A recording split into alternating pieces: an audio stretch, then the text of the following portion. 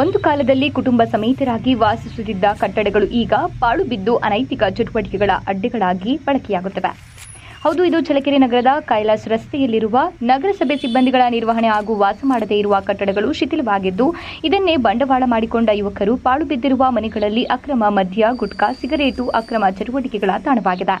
ಕೆಲವು ನಗರಸಭೆ ನೌಕರರು ಇಲ್ಲಿಯ ಕಟ್ಟಡಗಳಲ್ಲಿ ವಾಸವಾಗಿದ್ದರೂ ಸಹ ಅನೈತಿಕ ಚಟುವಟಿಕೆಗಳ ತಾಣವಾಗಿ ಶಿಥಿಲವಾದ ಕಟ್ಟಡಗಳಲ್ಲಿ ಪ್ರತಿ ತಿಂಗಳು ಸರಿಯಾಗಿ ಬಾಡಿಗೆ ಪಾವತಿಸುತ್ತಾ ಇದ್ರು. ಅವರಿಂದ ವಿಶಾಲ ವ್ಯಾಪ್ತಿಯ ಈ ಪ್ರದೇಶ ಸದಾ ಚಟುವಟಿಕೆಗಳಿಂದ ಇರ್ತಾ ಇತ್ತು. ಕೇವಲ 10 ಸಂಖ್ಯೆಯಲ್ಲಿರುವ ಶಿಥಿಲವಾದ ಅನೈತಿಕ ತಾಣಗಳಾಗಿದ್ದು, ಅಕ್ಕಪಕ್ಕದಲ್ಲಿ ವಾಸಿಸುವ ಸಾಂಸಾರಿಕ ಕುಟುಂಬಗಳು ತಲೆ ತಗ್ಗಿಸಿಕೊಂಡು ಜೀವನ ಸಾಗಿಸುತ್ತಿದ್ದಾರೆ. ಯುಕೆಪಿ ನೌಕರರು ಇಲ್ಲಿನ ಮಹಿಳೆಯರ ಆಕ್ರೋಶದ ನುಡಿಗಳನ್ನು ನೀವೇ ಕೇಳಿ.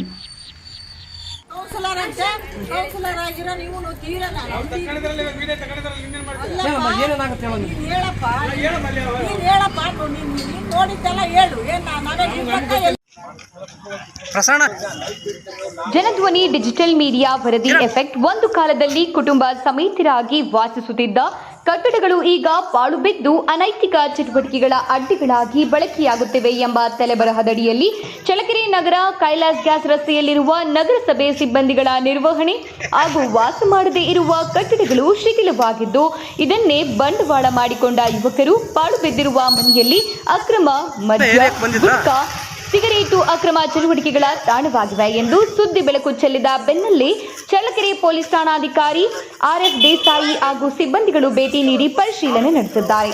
ನಂತರ ಅಕ್ಕಪಕ್ಕದ ನಿವಾಸಿಗಳೊಂದಿಗೆ ಮಾತನಾಡಿ ಕಾನೂನು ಬಾಹಿರ ಚಟುವಟಿಕೆಗಳು ನಡೆದರೆ ತಕ್ಷಣ ಪೊಲೀಸ್ ಇಲಾಖೆಗೆ ಮಾಹಿತಿ ನೀಡುವಂತೆ ತಿಳಿಸಿದ್ದಾರೆ. ಶಿಥಿಲವಾದ ಕಟ್ಟಡ ಕುಸಿದು ಪ್ರಾಣಹಾನಿ ಆದರೆ ಯಾರು ಹೊಣೆ? ಕೂಡಲೇ ಶಿಥಿಲವಾದ ಕಟ್ಟಡದ ಒಳಗೆ ಯಾರು ಪ್ರವೇಶ ಮಾಡದಂತೆ ಅಗತ್ಯ ಕ್ರಮ ಕೈಗೊಂಡು ಸ್ಥಳವು ನಗರಸಭೆ ಅಗತ್ಯ ಕ್ರಮ ಕೈಗೊಳ್ಳಲು ತಿಳಿಸಲಾಗುವುದು ಎಂದು ಸಾರ್ವಜನಿಕರಿಗೆ ಮಾಹಿತಿಯನ್ನ ನೀಡಿದ್ದಾರೆ.